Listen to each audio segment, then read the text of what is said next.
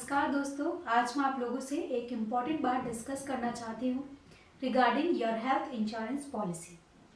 सबसे पहले हम बात करेंगे कैशलेस ट्रीटमेंट के बारे में। अगर आप कैशलेस ट्रीटमेंट लेते हैं तो आपको किसी भी तरह की कोई प्रॉब्लम नहीं होगी। कंपनी अपने आप आपका क्लेम सेटल कर देगी। आपको कोई पैसा देने की ज़रूरत वहाँ पर नहीं है। और कैशलेस हॉस्पिटलाइजेशन लेने के लिए आपको कंपनी के नेटवर्क हॉस्पिटल में एडमिट होना है, यानी उन हॉस्पिटल्स में आपको एडमिट होना है जिनसे कंपनी का टाई अप है।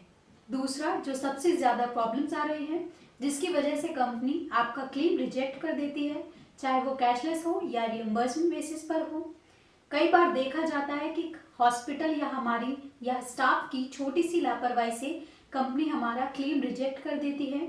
जैसे कि पेशेंट का नाम गलत डाल दिया जाता है, डेट ऑफ बर्थ मैच नहीं करती, date and time of admission भी मैच नहीं करता। एक ऐसे ही इंसिडेंट आज मैं आप लोगों के साथ शेयर करना चाहूँगी। पुणे से हमारे एक व्यूअर हैं, उनकी मदर को कोविड हो गया था और कंपनी में उन्होंने रियम्बर्समेंट के लिए क्लेम डाला तो कंपनी ने उनका क्लेम रिजेक्ट कर दिया क्योंकि उनके जो आधार कार्ड में डेट ऑफ बर्थ थी वो मैच नहीं कर रही थी, क्योंकि बाकी सभी डॉक्यूमेंट्स में अलग अलग डेट्स थी। आधार में 58 थी, सिटी स्कैन की रिपोर्ट में 52 थी और ब्लड रिपोर्ट में 63 एज लिखी हुई थी। तो ऐसे में कंपनी काफ़ी कंफ्यूज हो जाती है और उन्हें मौका मिल जाता है आपका क्लेम रिजेक्ट करने का। लेकिन इन सब चीज़ों का आपको ध्यान रखना है। कभी भी आप एडमिट होते हो तो रिकॉर्ड्स को वेरीफाई करिए, अगर गलत है तो उन्हें ठीक कराइए। पेशेंट का नाम, date of birth, date and time of the admission, ये बहुत इंपॉर्टेंट चीज़ें हैं। और जब आप एडमिट हुए थे तो क्या प्रॉब्लम थी, क्या इमरजेंसी थी जिसकी वजह से आप हॉस्पिटल में एडमिट हुए, ये बिल्कुल क्लियर लिखा होना चाहिए।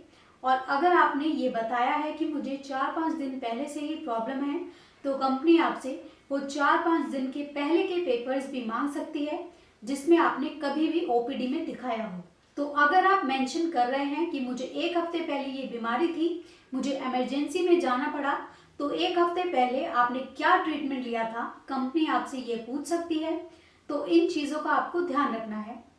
इसके अलावा अगर आपने पॉलिसी लेते वक्त कुछ पास्ट मेडिकल हिस्ट्री मेंशन की है तो वो रिकॉर्ड भी आपका मैच करना चाहिए, क्योंकि जो आप हॉस्पिटल में डॉक्टर को जाते वक्त बताते हो और जो कंपनी में आपने पहले से बताया है वो रिकॉर्ड अगर मिसमैच हो जाए तो कंपनी को एक और मौका मिल जाएगा आपका क्लेम रिजेक्ट करने का। जैसे कि आप मान लीजिए आपने पॉलिसी लेते वक्त बोला है मुझे डायबिटीज़ है 2 सालों से, और पॉलिसी मान लो आपने 2020 में ली है और प्री मेडिकल हिस्ट्री में 2018 में डायबिटीज़ मेंशन की है। अब अगर आप 2020 में एडमिट हो जाते हैं किसी बीमारी की वजह से और आप हॉस्पिटल में जाके बोल रहे हैं कि मुझे 4 साल से डायबिटीज़ है, तो यह बहुत बड़ा और सीरियस नॉन डिस्क्लोजर है।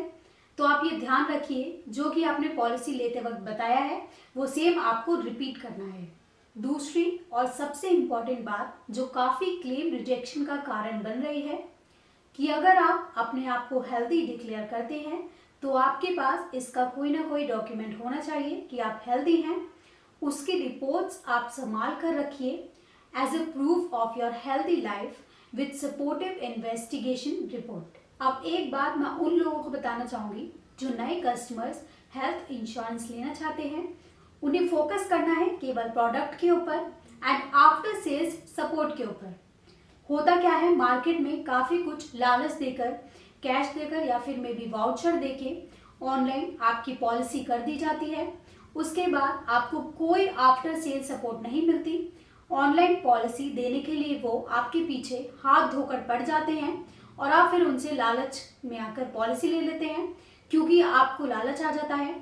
इसलिए आप फोकस करिए प्रोडक्ट पे और आफ्टर सेल सपोर्ट पर। दोस्तों, मेरी पर्सनल रिकमेंडेशन ये है, ऑनलाइन पॉलिसी कभी मत लीजिए और अननोन आदमी से पॉलिसी कभी मत लीजिए जिसे आप जानते नहीं हो, क्योंकि आप उनसे दोबारा मिल भी नहीं सकते, क्योंकि पॉलिसी लेने के बाद क्लेम के वक्त आपको सपोर्ट की ज़रूरत पड़ेगी जो कि ऑनलाइन पॉलिसी में आपको कभी नहीं मिलती। तो यह बहुत इंपॉर्टेंट चीज़ है कि जिससे भी आप पॉलिसी लें तो वहाँ ये इंश्योर ज़रूर करें कि पॉलिसी में क्लेम के वक्त वो आपको सपोर्ट करेंगे या नहीं करेंगे, क्योंकि मोस्टली ऑनलाइन में कस्टमर केयर होता है। आप वहाँ पर बात करते रहेंगे और हर बार आपको नए नए आदमी मिलेंगे चाहे आप किसी डायरेक्ट कंपनी से लें या फिर किसी ब्रोकर से ही क्यों ना लें, आपको कस्टमर केयर सपोर्ट में हर बार एक नया आदमी मिलेगा। आपको कोई पर्सनल सर्विस वहां पर नहीं मिलती। और सबसे लास्ट में आप अपनी पॉलिसी को टाइम से रिन्यू कराइए।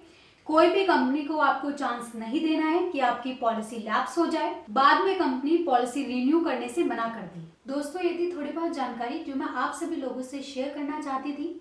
मैं भी नहीं चाहती आपका कोई क्लेम रिजेक्ट हो, कंपनी को कोई भी बहाना मिले आपका क्लेम रिजेक्ट करने का। और आपका बहुत बहुत धन्यवाद हमारे वीडियो में अंत तक बने रहने के लिए।